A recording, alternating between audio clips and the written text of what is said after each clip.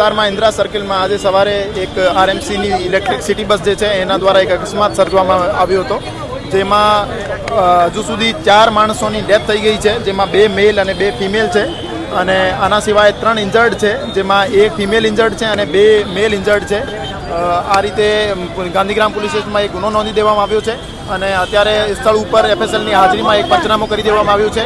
અને જે બસ જે છે પોલીસ સ્ટેશનમાં લઈ જઈને આરટીઓની હાજરીમાં એમનું મિકેનિકલ પરીક્ષણ ચાલુ છે અને ડ્રાઈવર જે છે અત્યારે સિવિલ હોસ્પિટલમાં દાખલ છે. ડ્રાઈવર ઉપર પોલીસ જાપ્તો મૂકી દેવામાં આવ્યો છે અને ડ્રાઈવરનો બ્લડ સેમ્પલ લઈ લેવામાં આવ્યું છે. એમાં કોઈ એલ્કોહોલ અથવા ડ્રગ્સની હાજરી હશે તો એના વિરુદ્ધ જે કાયદેસરની કાર્યવાહી હશે કરી દેવામાં આવશે. આ તપાસનો વિષય છે, તપાસમાં આગળ જે આવશે એના વિરુદ્ધ કાર્યવાહી કરશે. કુલ હજુ સુધી જે માહિતી મળી છે એમાં 2 મેલ અને 2 ફિમેલ આ રીતે કુલ 4 ડેથ થયા છે અને 3 ઇન્જર્ડ છે.